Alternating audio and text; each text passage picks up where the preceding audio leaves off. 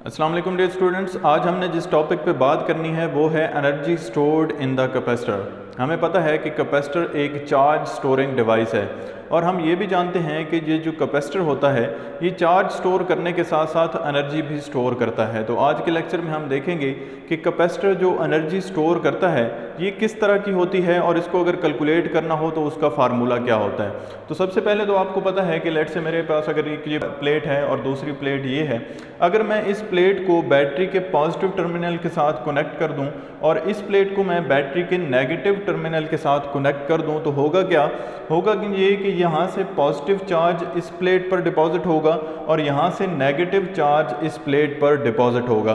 तो कुछ इंस्टेंट बाद, कुछ लम्हों बाद ये जो प्लेट है ये पॉजिटिवली चार्ज्ड हो जाएगी और ये प्लेट नेगेटिवली चार्ज्ड हो जाएगी। ठीक है, इनिशियली अगर हम बात करें जब यहाँ पे कोई चार्ज नहीं था तो इन दो प्लेट्स के दरमियान जो पोटेंशियल डिफरेंस है वो ज़ीरो होगा। ठीक है, लेकिन कुछ देर बाद जब ये बैटरी इन प्लेट्स पर चार्ज स्टोर करना शुरू कर देगी तो फिर पोटेंशियल की वैल्यू V हो जाएगी या पोटेंशियल डिफरेंस मैक्सिमम हो जाएगा। हम उसको जनरली कह देते हैं कि पोटेंशियल डिफरेंस V होगा।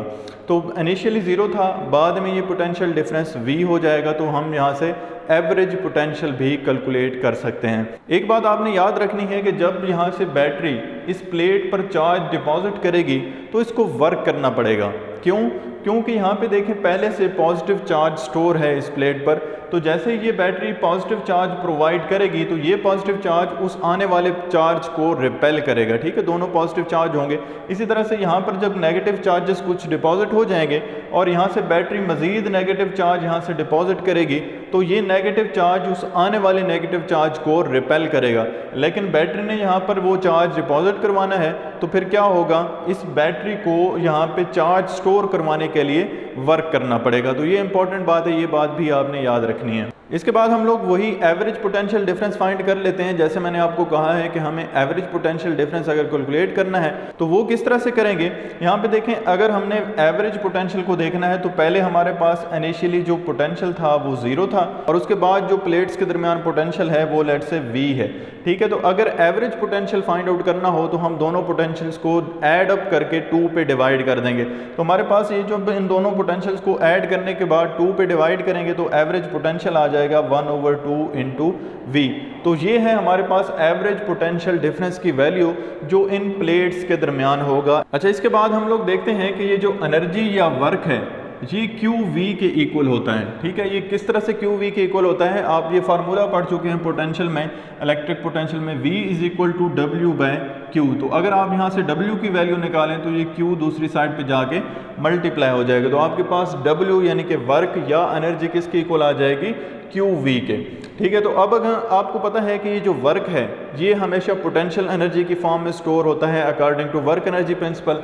तो हम लोग लिख सकते हैं कि पोटेंशियल एनर्जी यानी कि वर्क की जगह लिख सकते हैं पोटेंशियल एनर्जी, Q उसी तरह से लिखेंगे और V की जगह लिखेंगे V एवरेज, जो अभी हमने potential difference average potential difference find out किया है तो उसकी वैल्यू हम यहाँ पे पुट कर देंगे। तो Q उसी तरह से आएगा और V एवरेज की वैल्यू अभी हमने फाइंड आउट की है 1/2 V, तो वो यहाँ पे पुट कर देंगे। तो आपके पास पोटेंशियल एनर्जी की वैल्यू आएगी 1/2 QV। तो ये हमारे पास एनर्जी है जो कैपेसिटर के दरमियान स्टोर होती है, यानी कि पोटेंशियल एनर्जी, उसकी वैल्यू क्या है 1/2 QV। ठीक है, अब हम ये भी जानते हैं कि ये जो Q है ये Q इक्वल होता है CV के। जब हम कैपेसिटेंस का फार्मूला पढ़ते हैं तो वहाँ से ये रिलेशन भी निकाल लेते हैं, Q = CV।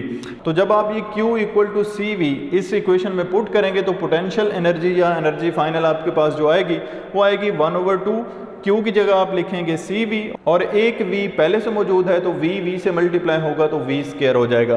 तो इट मीन्स कि आपके पास जो फाइनली इक्वेशन आ जाएगी energy stored in the capacitor की वो आएगी 1/2 CV²। लेट्स से ये मेरे पास इक्वेशन नंबर 1 है। अब मैंने ये बात की थी कि एनर्जी जो है वो कैपेसिटर में पोटेंशियल एनर्जी की फॉर्म में स्टोर होगी, तो उस पोटेंशियल एनर्जी जो कैपेसिटर के दरमियान स्टोर होगी उसका फार्मूला आता है 1/2 CV²। लेकिन ये ज़रूरी नहीं है स्टूडेंट्स के हमेशा प्लेट्स के दरमियान एनर्जी पोटेंशियल एनर्जी की फॉर्म में स्टोर हो। समटाइम ऐसा भी होता है कि ये एनर्जी इलेक्ट्रिक फील्ड की फॉर्म में स्टोर होती है, क्योंकि इन दो प्लेट्स के दरमियान इलेक्ट्रिक फील्ड एग्जिस्ट करती है।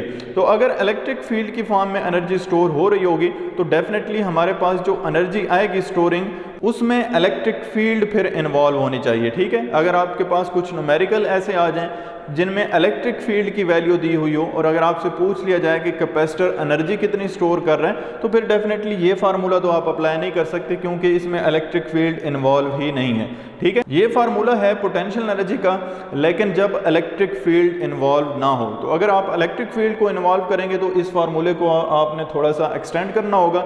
इसमें क्या एक्सटेंशन होगी, अब हम बात करते हैं energy stored in electric field में। ठीक है, इलेक्ट्रिक फील्ड में जब एनर्जी स्टोर हो तो फिर क्या करेंगे, हमें पता है V is equal to ED होता है। ये रिलेशन कहाँ से आता है, electric field as a potential gradient वाले टॉपिक से। इसके बाद हमने ये भी पढ़ा था कि कैपेसिटेंस जो होती है पैरेलल प्लेट कैपेसिटर की, क्योंकि हम एक पैरेलल प्लेट कैपेसिटर की ही बात कर रहे हैं, तो यहाँ पे जो कैपेसिटेंस होगी उसका फार्मूला होगा A epsilon naught epsilon R by D। आप इन दोनों वैल्यूज को क्या करेंगे, आप इक्वेशन नंबर 1 में पुट कर देंगे। C की जगह C की ये वाली वैल्यू और V की जगह ED पुट करके, इस V का फिर स्क्वायर है तो वो भी आप ले लेंगे स्क्वायर। तो हम जब ये दोनों वैल्यूज इक्वेशन नंबर 1 में पुट करते हैं तो हमारी इक्वेशन कुछ इस तरह से मॉडिफाई हो जाती है। एनर्जी इक्वल टू 1/2, C की जगह हम लोग लिखेंगे A epsilon naught epsilon R by D, और V की जगह लिखेंगे ED और उसका स्क्वायर है तो स्क्वायर भी ले लेंगे।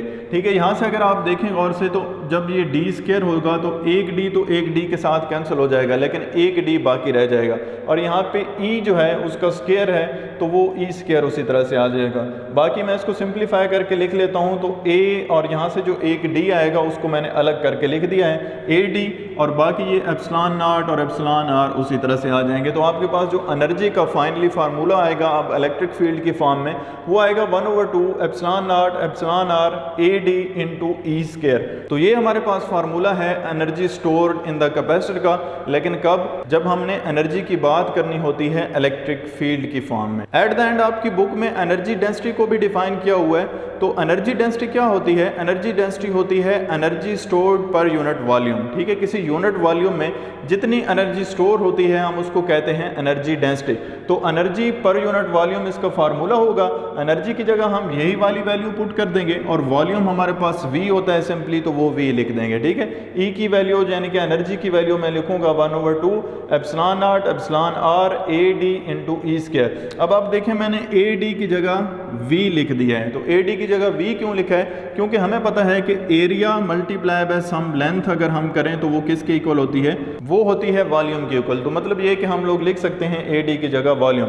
तो लिखने का मकसद सिर्फ ये था कि यहाँ से वॉल्यूम और वॉल्यूम कैंसिल हो जाएंगे, तो आपके पास जो एनर्जी डेंसिटी आएगी वो सिंप्लीफाइड हो जाएगी 1/2 epsilon naught epsilon R into E square. तो स्टूडेंट्स, ये था हमारा आज का लेक्चर जिसमें हमने डिस्कस किया कि एक कैपेसिटर जो एनर्जी स्टोर करता है उसकी वैल्यू क्या होती है। ठीक है, इसके बाद हमने लास्ट पे एनर्जी डेंसिटी को भी डिस्कस किया। आई होप आपको सारी बातों की बहुत अच्छी तरह समझ आ गई होगी। अब आपसे मुलाकात होगी इंशाल्लाह नेक्स्ट लेक्चर में, तब तक के लिए अल्लाह हाफिज़।